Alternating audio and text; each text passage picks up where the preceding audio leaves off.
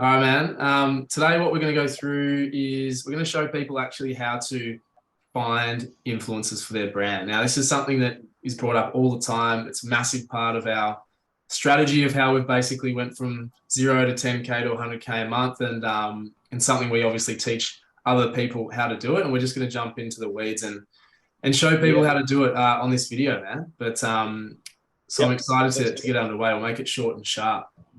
Sounds good. Do you recall way back when we started doing this, how it even sort of came about for us? I mean, I can't remember honestly back that far about why we sort of knew what to do, I guess, or at least in terms of getting the ball rolling with these things. Do you recall what kind of maybe triggered us to jump onto influencers or Instagram the way we did?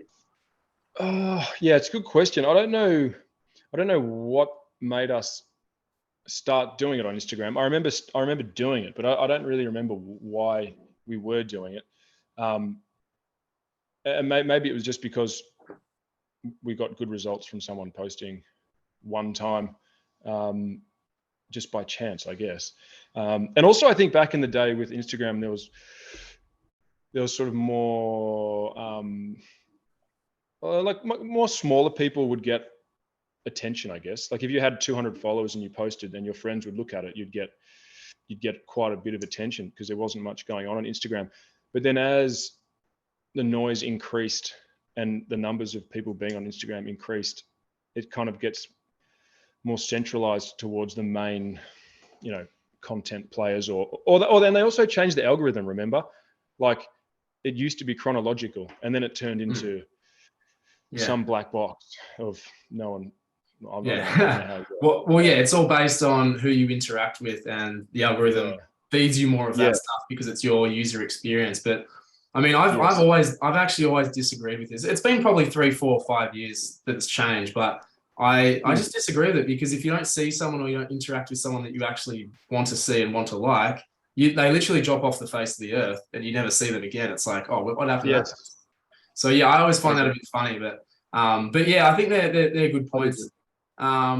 But it makes it even more important to find, I guess, the opportunities within the platform as well, which we continue to do, right? Even being at the scale we're at, this is such a pivotal strategy for us, and we're forever, I guess, on the hunt. So I reckon it'd be great for us to be able to show people how we do it, man. So let's just jump on. I'll share my screen on Instagram. Is obviously our profile.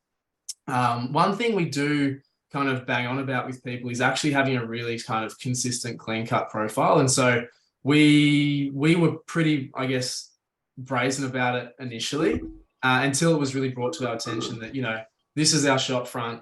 This is exactly what we need to look like. People need to understand what we're about as soon as they get there, because again, a big mistake that people kind of make is they might be like, all right, I've just got to reach out to all these people.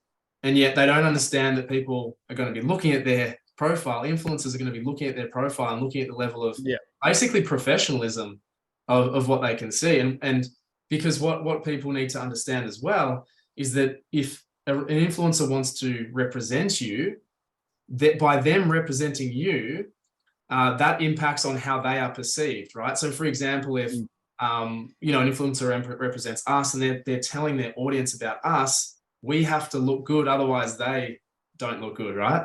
You know what I mean? Yeah. So they want to know that you've got a really good website and really good products, and they want to know you've got a great socials, because then they look good if we look good, right? So that's just something that is kind of underestimated by people, and they're like, oh, it doesn't really matter what my profile's like, or I can just throw this in here. And so we've worked pretty hard over that over the last few years, particularly.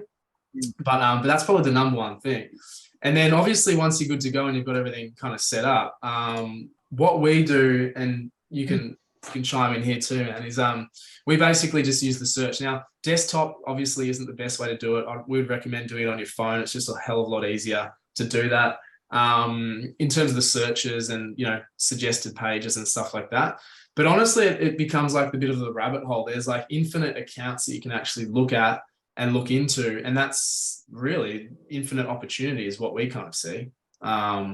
So if we're looking at it, it's been a while since we've kind of done it on our own accounts because we've got people who help with that now. But like, what do we used to kind of search for, like for our specific product, for I example? Just think, give me some words. yeah, it's a good question. I mean, it's a good point. But I think back in the day, like hashtags used to be like the thing. Like that's kind of when they got started with Instagram, and I don't know if people use them anymore. I don't even know if Instagram. I mean, like I think you can still hashtag, but I don't know what value they are. But we used to search by hashtag because we were very new. That. So I think like if you do like hashtag vegan or hashtag vegan Melbourne or hashtag juice, because obviously we're geodemographically limited or specific. So you could even do hashtag Melbourne or hashtag Victoria. I mean, I think it's a case of just like brainstorming what you would do as a user. As I said, even though I don't know people who even use hashtags, but it is a way of delineating information. And then you just come across random people. Like I've never obviously seen any of this stuff before. Click on some lady and it's like, oh, she's in Melbourne. She seems like a influencer, Maria Stinky or Tinsky, whatever. And you click on that. Yeah. Yeah. I mean, I don't know. It looks like she's in look. Yeah, 10K. Germany. Digital creator. She's in, okay. She's obviously in Germany, so that's not relevant for us. But yeah, so you just kind of move on, man, and then you kind of get into the scene of what of Melbourne, and that's kind of how we started doing it. I mean, if you go hashtag vegan Melbourne, that one was quite powerful because it's an active, I would say it's an active audience or active community. I don't know if that's even the right hashtag. I mean, whatever. People use whatever hashtags they want. So, but the point is, you got to try a few things on. You've got to have a look. You just got to go down the rabbit hole as we spoke about. This is all like that one there. If you go up, like there's a juice photo or something like, okay, so cold pressed, okay, yeah, so like, this person's into that, and that's if she had. Maybe they're advertising a juice company themselves, but whatever. I mean, you're just looking at content and sifting and not getting too hung up on it, and just moving. Like this is all you do. Look through market partners. All right. Yeah. So hashtags. And then you might, if you go into that one. So if you go back to her one. Yeah. And hopefully we're not like breaching any copyright on Instagram or something. But you can see that look at the hashtag she's using there. You got businesswoman, beauty bloggers, beauty Melbourne hair. Okay, fine. And then you start looking at those hashtags, and then you start looking at their follow, and then you start working out, and then you get it like in a subsection of community that these people all use hashtag gluten-free, hashtag vegan Melbourne. And then once you've sort of reached out to a few people in that community, then you want to branch out and look for a different community who don't use those hashtags, because then, you want to reach a different crowd, I guess. So it's just be aware of, as I say, those hashtags. People obviously still use them, but I don't know. I don't know why. Maybe because what we're doing, but for sure. Yeah. So that's how we started out doing it. And then once you get an idea, like hashtag vegan Melbourne, feel like, I don't know, you don't want to go into ones that are too small. And then but the other one is also, if like you're really strapped for ideas, like and you can do it any which way. There's no real like do this first, second, third, fourth. It's like the rabbit hole is as deep and wide as you choose to go. So you can literally just, without the hashtags, you can just go like, call it health, even like health Melbourne. And what you can see is profiles. And so, there's going to be some businesses in there which you don't necessarily want to go into, but there's going to be some people, right? So health coach, for example, like, let's just have a look at this, for example. And health Melbourne, like, that's very, okay, she's probably not as relevant. She's only got, 861 followers, but let's try and have a look for someone else. But then again, like we said, man, like you might want to, sort of not, I mean, it's not bad to look at people on the way up either, like smaller. Remember, we're sort of saying smaller influencers, they've usually got a bit more time on their hands. They're keen to have collabs. Like, you don't always just discount based on pure following necessarily. Yeah, totally. Obviously, it's horses for courses. There's no real defined rules. That's why this is a bit of an art. as opposed to a pure science, although there is tactics to it like we're going through. But it's also important, like we said in the last one, like you have to be genuine about your interactions. You have to be genuine and confident about your own product. Like you're not trying to trick people or scam people, whatever. It's like, it's full transparency, full honesty, full actual interaction, because like they're real people too. And like they'll only want to interact with people who are genuine. Yeah, no, that's exactly right. And I think this one's just probably an example of yours. I mean, 1,200 followers, as you say, not big in any sense, but you can just sort of see that the work she might do obviously does kind of promo work and stuff like that. And this might be a really good start of someone who might be on the way out. You know, also a blogger, for example, they've done really well for us in the past, just other platforms. And so, yeah, I completely agree. You don't judge somebody by possibly surface numbers. And it's also worth a conversation, because if people think about this really, really logically, right? If you're approaching an influencer and they're helping you with your business, how many sales do you really need to attribute to them and posting for you to get your money back, first of all? And then secondly, the potential upside of a relationship. And for us, for example, it's like if we give somebody, some product, we literally only need to make like 2 sales from that. So 2 people within their entire network need to purchase from us, and that is like worth it.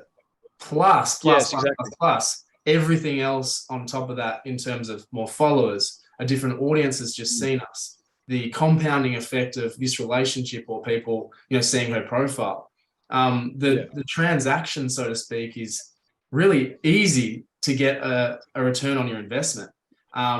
So that's why, our strategy has kind of been like not anti, but kind of avoiding the really high profile influencers by choice for a number of reasons. They're harder to get onto. You most likely have to pay them. The potential like intent of their audience could well be not as much as, a really kind of small influencer. So there's lots of factors. Yeah, true. I mean, 2 points. One, on the big influencers, and this is an issue that we had, was even if they do post and they love it and they post, like, it just say someone with 1 million followers posts, like you'll run out of stock. Like you don't want to grow too fast as well. Like, and we had that problem where, you get an influencer to post, and then it's like you can't capitalize on the exposure. So one, you're not ready for it, and then 2, you're so busy trying to fulfill orders that you completely forget about like your marketing, and then you end up just going into a bit of a dip. So that's kind of a follow on to your point. The other point with the smaller bloggers, smaller influencers, and influencers generally, to add to your list, is that you get free content, user generated content. And in this instance, a good example is that, you say, hey, can you do a blog, take some photos? So you get content, SEO content, as well as Instagram content, as well as, photos you can use on your website, etc. So there's more than sort of one way to just do this, and looking at all the angles where it's a win-win for that particular influencer and for your brand. Absolutely. That's where it is key, right? Like, whether they've got a business out of it or not is really important, as you said before, to really kind of treat them as a person and respect them in that way, and try and find a mutual like relationship or interest there where they are the same, right? Because where the best impact somebody has on your business is obviously when it's genuine and they are really talking highly about your brand and your product and your business. And I remember, from our sense, like, of course, we've always had a really great product. That's been number one. But the amount of people that talk about, us personally or our customer service personally, like, that's just kind of like an add-on. And they really feel that affinity to us. And that just has come across naturally for us, which is, a strength of ours, obviously, but something that needs to be considered for people that are doing this and wanting to really make something of it. Because honestly, the majority of people think they can do it, or they try, but they don't try for long enough. They don't do these certain things right and trying to building relationships and thinking a bit longer term. And they conclude that it doesn't work. Like, we've seen that countless times. And then they get stuck in a place in other areas of their business, which we could go into at length. But yeah, in terms of just coming back, I guess, to the root of this is basically searching hashtags, being able to look at different topics, and then from this point going down the rabbit hole of the hashtags, other profiles, other influencers, and just trying to follow those. So obviously we've got all of these different ones. I mean, for example, let's just go have a look here.